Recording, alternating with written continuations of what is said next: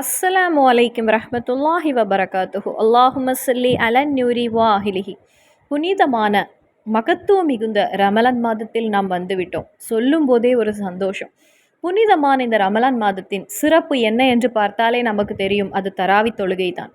தராவி தொழுகை தொழுவதற்கு சில பேருக்கு தெரியாது. இனி தெரிந்தால் கூட அது எப்படி தொழ வேண்டும், 2 ரக்காத் நையத்து வைக்க வேண்டுமா அல்லது 20 ரக்காத் நையத்து வைக்க வேண்டுமா, 2 ரக்காத் முடிந்தால் அந்த தொழுகையில் ஓத வேண்டிய திக்ரு உண்டா, சலவாத் உண்டா, தராவி தொழுகை பற்றி தெளிவாக ஒரு வீடியோ வேண்டும். நிறைய சந்தேகம் உண்டு. அதெல்லாம் ஒன்று தீர்ந்து கிடைக்க, தொழுவதற்கு 2 ரக்காத்துகளாக நையத்து வைக்க வேண்டுமா அல்லது 4 ரக்காத்துகளாக நையத்து வைக்க வேண்டுமா, சிலர் கூறுவது 2 ரக்காத் தொழுது சலாம் கொடுக்க வேண்டும் என்று, அல்லது 4 ரக்காத் தொழுது சலாம் கொடுக்க வேண்டும் என்று, அல்லது முதலிலேயே 20 ரக்காத் தொழ நெய்யத்து வைக்க வேண்டும், பின்பு 2 ரக்காத்துகளாக தொழ வேண்டும் என்று நிறைய சந்தேகங்கள் இருக்கிறது.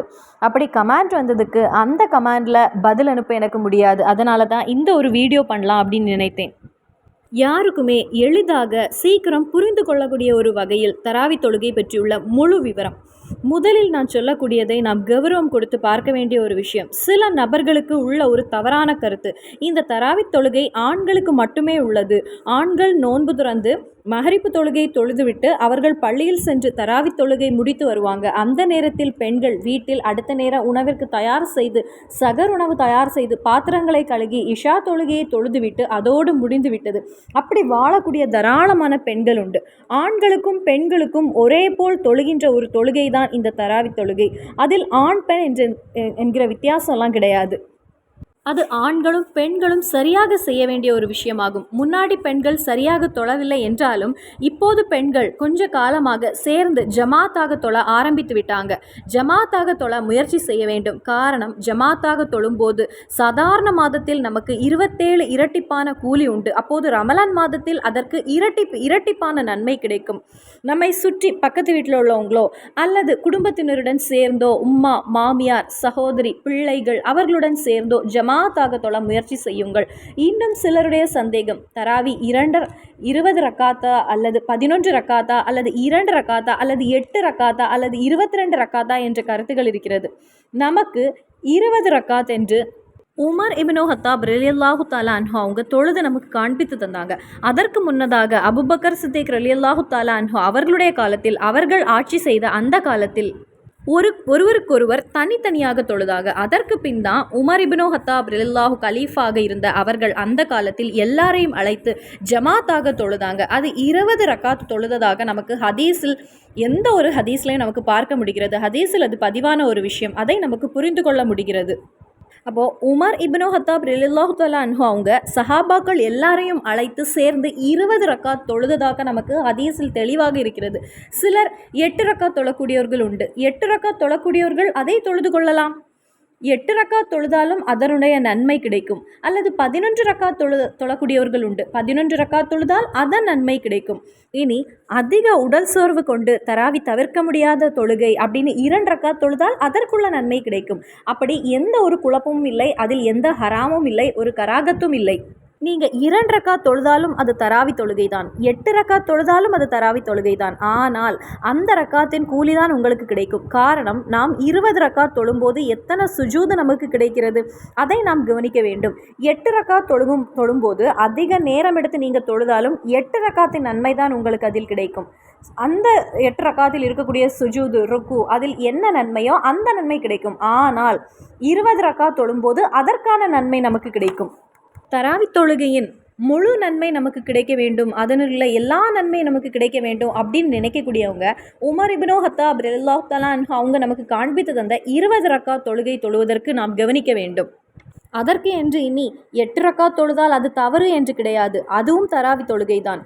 2 ரக்காத் தொழுதாலும் 2 ரக்காத்தின் நன்மை உங்களுக்கு கிடைக்கும்.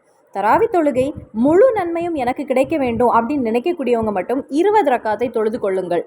இனி தராவி தொழுகை நேரம் எது என்று பார்ப்போம். பகல் நேரமும் தராவி தொழுகை தொழலாமா என்று சிலருக்கு சந்தேகம் இருக்கிறது. அதாவது ஒரு இரவு தராவி தொழுகை தொழ முடியாமல் போனது, அதனால் அதை பகலில் எனக்கு கலாவாக தொழ முடியுமா என்ற கேள்வி உண்டு. தராவி தொழுகை இரவு நேர தொழுகையாகும். அதுவும் எஷா பாங்கிற்கு பின் ஃபஜருடைய பாங்கு கொடுப்பதற்கு முன் வரை. ஆனாலும் சிறந்தது எது என்று பார்த்தால் இஷாவுக்கு பின் அந்த தொழுகையுடன் சேர்ந்து ஃபஜருக்கு முன் தொழுவதை விட இஷா தொழுகைக்கு பின் நாம் தொழுவதுதான் சிறந்தது.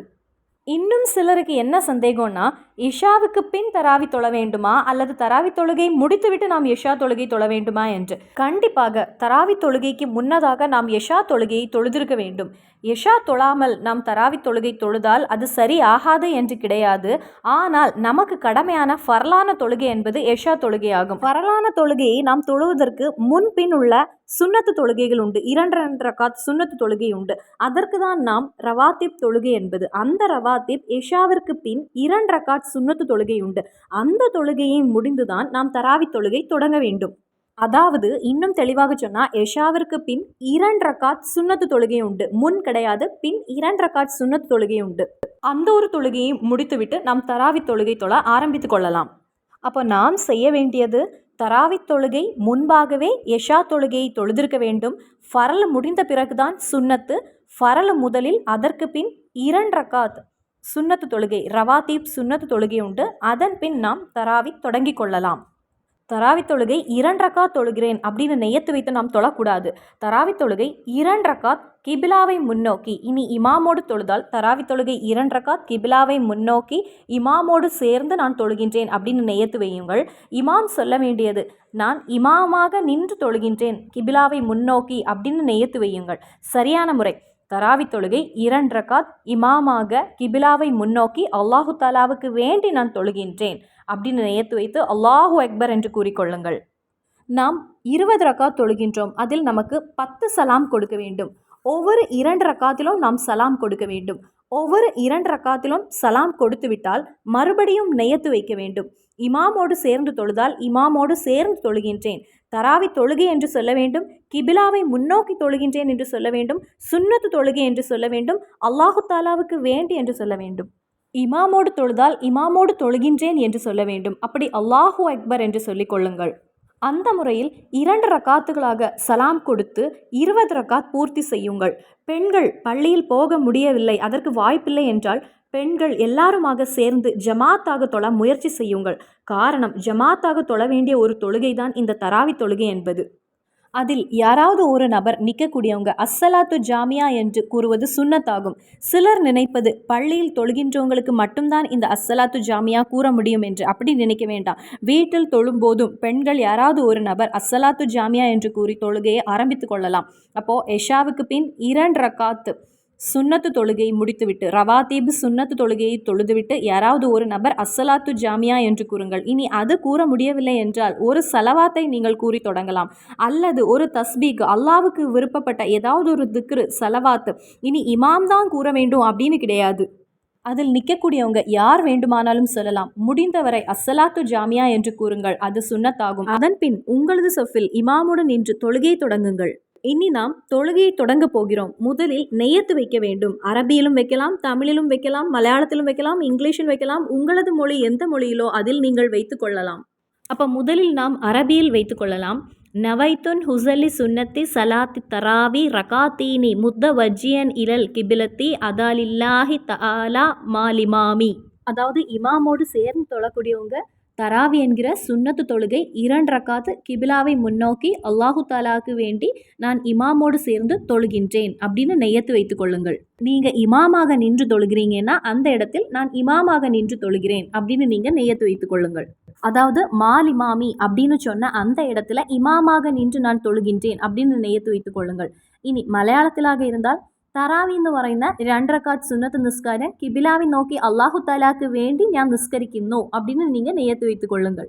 அந்த வகையில் அரபியிலும் தமிழிலும் மலையாளத்திலும் எந்த ஒரு மொழியிலும் உங்களுக்கு புரிந்த மொழியில் நீங்கள் சொல்லிக்கொள்ளலாம். அதன் பிறகு அல்லாஹு அக்பர் என்று கூறுங்கள். அதன் பின் வஜ்ஜஹத்து ஓத வேண்டும். நாம் 20 ரக்காத்திலும் வஜ்ஜஹத்து ஓத வேண்டும். காரணம், வஜ்ஜஹத்து ஓதவில்லை என்றால் தொழுகை சரியாகும். ஆனால் வஜ்ஜஹத்து ஓதாமல் தொழுவதால் அது கராஹத் ஆகிவிடும். அதற்கு நாம் வஜ்ஜஹத்து ஓதிய கூலியும் கிடைக்க, தொழுகை கராஹத் ஆகாமலும் இருக்க சுப்ஹானக அல்லாஹும்ம வபிஹம்திக என்று கூறுங்கள். ஒரு தடவை கூறினால் போதும். அதாவது இந்த இடத்தில் இறைவனை புகழ்வது என்பது நமக்கு தேவை. நமது இந்த இடத்தில் உள்ளது இறைவனை புகழ வேண்டும். அப்போது 20 ரக்காத்திலும் நாம் வஜ்ஜஹத்து ஓத வேண்டும். அப்படி வஜ்ஜஹத்து ஓத உங்களுக்கு நேரம் இல்லை அப்படிங்கிற ஒரு நிலை இருந்தால் சுப்ஹானக அல்லாஹும்ம வபிஹம்திக என்று இமாமும் கூற வேண்டும், மற்றவர்களும் கூற வேண்டும். அதன் பின் நீங்கள் ஃபாத்திஹா சூராவை ஓதிக்கொள்ளுங்கள். ஃபாத்திஹா சூரா ஓதும்போது கண்டிப்பாக அஹூது பில்லாஹி மினஷ் ஷைத்தானிர் ரஜீம் என்று கூற வேண்டும். நிறைய பேர் பிஸ்மி சொல்லி தொடங்குவது உண்டு. பிஸ்மி ஃபாத்திஹாவின் ஒரு ஆயத்தாகும். கண்டிப்பாக அஹூது பில்லாஹி மினஷ் ஷைத்தானிர் ரஜீம் என்று மறக்காமல் நாம் ஓதிக்கொள்ள வேண்டும். அதன் பின்பு ஃபாத்திஹா சூராவை தெளிவாக பொறுமையுடன் ஓதிக்கொள்ளுங்கள். நாம் ஃபாஸ்ட்டாக ஓதி வரும்போது அர்த்தம் என்பது மாறிவிடும். நன்மையை தேடி நாம் தொழும்போது அது நமக்கு பாவமாக மாறிவிடும். அதனால் ஒரு மீடியம் லெவலில் ஓதுங்க. ரொம்ப ஃபாஸ்ட்டாக ஓதாமலும் ரொம்ப ஸ்லோவாக ஓதாமலும் மீடியம் லெவலில் நீங்கள் ஓதுங்க. அப்போது சூரத்துல் ஃபாத்திஹா ஓதிவிட்டு உங்களுக்கு தெரிந்த சூறாவை ஓதிக்கொள்ளுங்கள். உங்களுக்கு அலம்தரா கைஃபா அந்த சூறா தெரியும்னா அதில் ஆரம்பித்து 20 ரக்காத் வரும்போது அப்படியே வந்து சூரத்துல் இஹ்லாஸ் வரை உங்களுக்கு ஓதலாம்.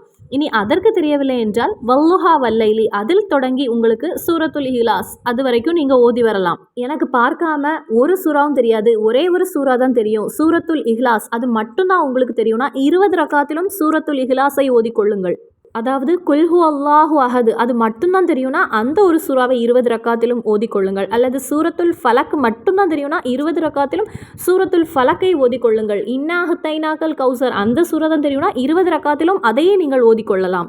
இனி எதுவுமே ஓத தெரியாமல் இருக்கக்கூடியவங்க அப்படி யாரும் இருக்க மாட்டீங்க. ஓத தெரியாமல் இருந்தால் ஏதாவது ஒரு சூறாவை மனப்பாடம் செய்து கொள்ளுங்கள், செய்து நீங்கள் ஓதிக்கொள்ளுங்கள். அப்படி சூறா ஓதிய பின் சாதாரணமாக தொழுவது போல் ஃபரலான தொழுகை எப்படி தொழுவீங்களோ அதை போல் நீங்கள் தொழுது கொள்ளுங்கள். அதில் 2வது ரக்காத் இப்போ வந்தாச்சு. 2வது ரக்காத்தில் நீங்கள் ஃபாத்திஹா சூராவை ஓதுங்கள். கண்டிப்பாக அவுது பில்லாஹி மினஷ் ஷைத்தானிர் ரஜீம் ஓதுங்கள். அதன் பின் உங்களுக்கு தெரிந்த சூறாவை ஓதுங்கள். இப்போது இந்த இடத்துல 2 சுஜூது முடிந்து விட்டது. பின் அத்தஹியாத்தில் இருக்கீங்க. அந்த ஒரு இடத்துல இருக்க வேண்டிய இருப்பில் சிலருக்கு சந்தேகம் உண்டு. எப்படி என்று நீங்கள் ஃபஜருடைய தொழுகை 2 ரக்காத் தொழுறீங்க. அந்த 2வது ரக்காத்தில் அத்தஹியாத்து அதில் கடைசி அத்தியாயத்தில் எப்படி இருப்பீங்க?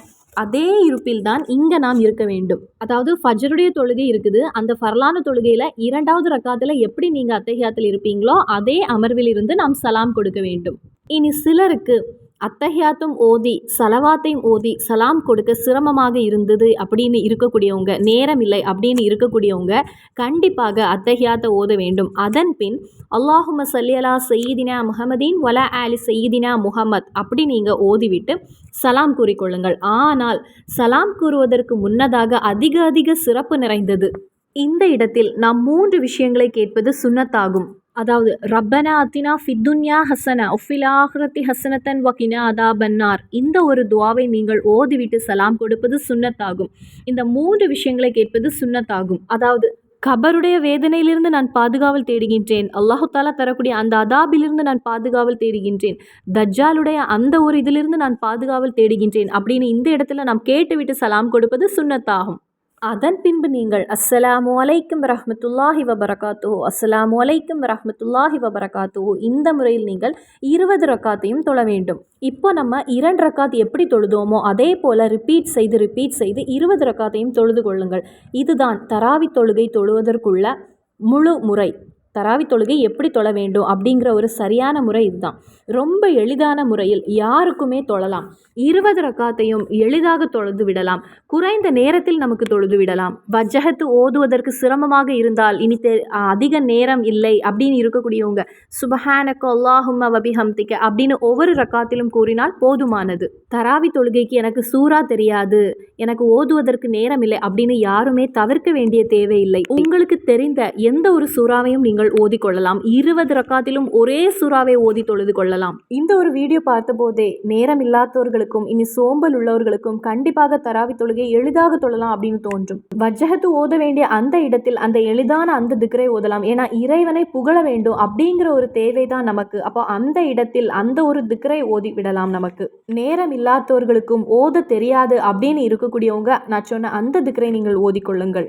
அதன் பின் கண்டிப்பாக அத்தஹியாத்தை ஓதிவிட்டு அந்த சலவாத்தை ஓத உங்களுக்கு தெரியவில்லை, அப்படி இல்லை நேரம் இல்லை அப்படின்னு இருக்கக்கூடியவங்க அல்லாஹும்ம ஸல்லி அலா சய்யிதினா முஹம்மதீன் வலா ஆலி சய்யிதினா முஹம்மத் அப்படின்னு கூறிவிட்டு ரப்பனா அத்தினா ஃபித்துன்யா ஹஸனா ஃபில் ஆஹிரத்தி ஹஸனத்தன் வகினா அதாபன்னார் அப்படின்னு கூறி நாம் சலாம் கொடுத்து கொள்ளலாம். அப்போ எந்த ஒரு நபருக்கும் இந்த தராவி தொழுகையை எளிதாக குறைந்த நேரத்தில் 20 ரக்காத்தையும் தொழுது முடித்து விடலாம்.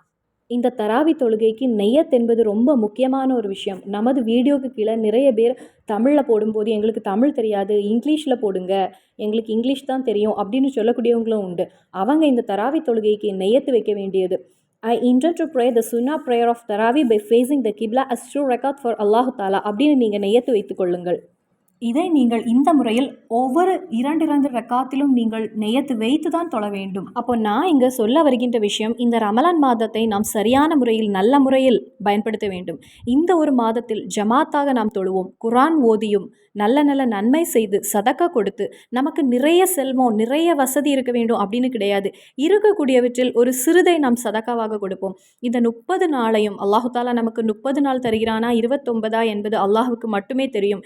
எப்படி ஆனாலும் இறைவனை நெருங்கி நாம் வாழ்வோம். இறைவனுக்கு பிடித்த ஒரு அடியானாக இந்த ஒரு மாதத்திலாவது நாம் இருப்போம். அதிக நன்மைகளை செய்து நமது பல தேவைகளையும் நிறைவேற்றி எடுப்பதற்கும் இறைவனை நெருங்கி செல்வதற்கு நல்ல ஒரு மாதமாகும். இது நல்ல ஒரு நேரமாகும். இன்ஷா அல்லாஹ் மறுபடியும் சந்திப்போம். அஸ்ஸலாமு அலைக்கும் வரஹ்மத்துல்லாஹி வபரகாத்துஹு.